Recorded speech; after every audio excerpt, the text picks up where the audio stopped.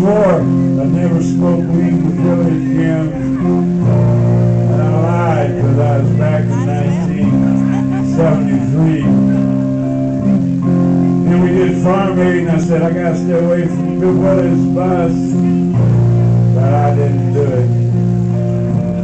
I swear, I'm not ever gonna smoke weed with Willie again, because every time I do it, I get in trouble with the law, and trouble with my wife, I have trouble with the IRS, trouble with my wife. Jesus Christ, I'm gonna stick to the whiskey. I got a lot of trouble drinking whiskey, but not quite as much trouble as I did. Well, riding with Kid Rock on that cocaine train got me in a little bit of trouble. Anyway, this is from our duet album. The album's called Feelings. I wrote all the songs in 3 days. My wife and I recorded it in our house in our own home studio. I played harmonicas and guitar and keyboards and just about everything. There's no drums, there's no bass. It's just kind of called Feelings because that's what it's about. It's about feelings, and it's about, just stripped down David Allan Coe, Kimberly Coe, and this is what we sound like. If you don't like that, you know what you can do.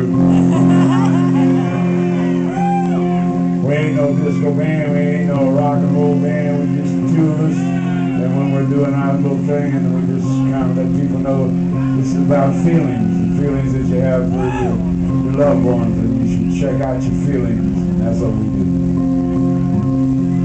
And there's great songs on there. There's songs about when my wife was a little girl, she used to take a hairbrush and pretend it was a microphone, and sing. And I used to play air guitar behind her, and she was just a kid, and I never thought I'd ever grow up and end up marrying her, you know what I mean? It was just crazy, but we were just a couple kids, having fun. I was a lot older than her, but Billy Joe Shaver said, "You're as young as the woman you feel." And so, Billy Joe's a pretty smart man. So she does keep me younger. And when I shave my head, everybody started saying, "Oh, you look 10 years younger." I said, "I wish I could do all the shit I did when I was 10 years younger." Well, I don't know if you heard it or not, but when I was on Howard Stern show, and Howard asked me about, getting older, and I said, "Well, Howard, I never thought I'd live to see the day that I outlived my Tucker." And he said, "What?" I said, "I outlived my dick, Howard, I live like it's dead, I'm still alive, I don't know what to do. I have all these thoughts, but I can't do nothing about it,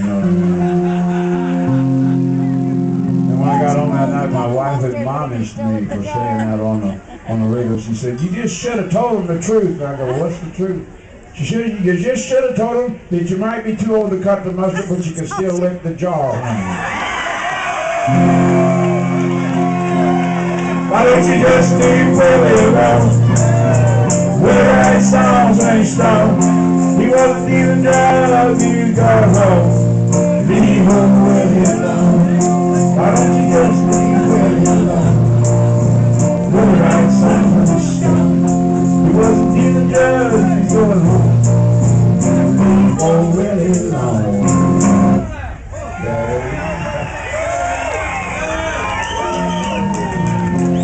Anyway, there's great songs on the album, like "We Could Be Bonnie and Clyde." That was my pickup line on my wife. I was playing slot machines in the casino, and she was dealing Keno. We'd come around and see if you wanted to buy Keno tickets and shit. And she came up to me and she said, "Everybody says you're an asshole, dude. You don't give tips to waitresses, and you don't talk to nobody. You're some kind of big star." She said, "I just want to know one thing." I said, I just looked at her. She said, "You want cream in your coffee, baby?" We've been together ever since. So that's enough. But my line to her, I said, shit, we could be Bonnie and Clyde, huh? So there's a song in there called "We Could Be Bonnie and Clyde." That's a cool song. And there's a song called "Feelings" on there, and that's the title song. And there's a great song on there where it says, "I, me, my." Everything with women's "I, me, my." My house, my car, my man, I, me, my. I said, God, I'm so tired of hearing "I, me, my." I like to hear "we" once in a while, She goes, yeah, weed means two. And I go, yeah, and two is a pear, and a pear is a fruit, but it's also a couple. She said, you better write that down. Two is a pear is a fruit, and it's also a couple. So I did, I wrote it down. It's in the song somewhere too. Pretty cool. But the big message in our song is this: take a little time for yourselves. Take a little time for someone that you love. I know we're always all too busy to take a little time. Just take a little time, go to a movie, you know, hold hands, do something. Just take a little time for each other, and don't get caught up in this bullshit that's going on out there in this country.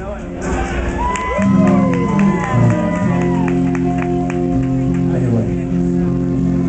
I appreciate you coming to the studio, man. Like I said, I'm 72 years old now, and doing the best I can. Doing the best I can to keep it all together.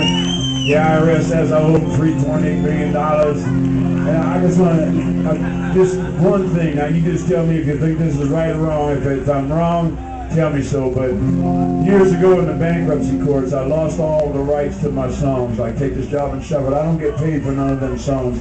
And those songs were sold to a guy in a thing called Blue Water Music. And Blue Water Music gets the money for these songs. The Internal Revenue Service this year come and told me that even though the money goes to Blue Water Music, that I have to pay the income tax on the money because it was made by my music. And I said, dude, how could I don't make that kind of money? You're not. The only money I got is what I make on the road. You're talking about millions of dollars that, you know, these people are making off these songs I wrote, and I can't pay taxes on that money. I don't get the money. So I just hired a tax attorney out of Memphis, Tennessee, and we're going to see if we can't fight these motherfuckers. But I don't, you know. I told him, I said, look, I said, you know, the first half of my life, you assholes kept me in prisons and institutions, and I lost that part of my life. And I said, I would just like to live the rest of my life in peace and harmony and just be able to go about my business and not have any bullshit going on in my world, you know what I mean? But I don't know what they're going to do, but I just don't think that's right, that they can charge me taxes on money that I'm not getting that's going to these other people.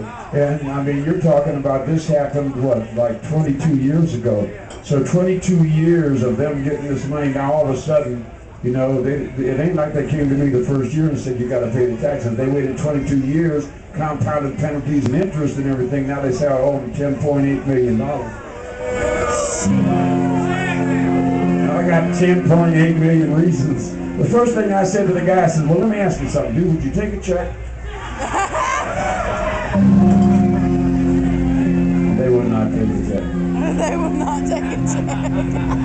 I told Jamie Johnson that story. He went home and wrote a song called But You Won't Cash My Check. But you know, pretty cool song, check it out, man. He's a big star. They give him awards and all that shit, but they won't cash his check. Funny shit. It's funny, he sat in my living room 2 years ago. You ready to take me home? I want to make coffee. I'm ready to come. That's an old Hank Williams thing, kids. You wonder where I got that from? Back in the 1950s, they used to have this show that Hank Williams did, and it was for Martha White Flower. You know what? Hey, you big rice, Martha White. Goodness gracious, Lord, it's good, Martha White. For the flowers, biscuits you can bake. Martha White on purple flour. Martha White some white flour. Martha White on purple flour. Open ear say. Hi, this is Hank Williams, folks, and we're coming to you right here from Nashville, Tennessee. Here's an old song I wrote not too long ago. Hope you like it. Cause you cheap as hell. Anyway, Hank used to say at the end of the show, he would say, all right, honey, put the coffee pot on. I'm ready to come home. And I say that every night, and I've been saying it every night for 30-some years. And even though she's here tonight, I gotta say it, honey, put the coffee pot on, take me home. I'm ready to go.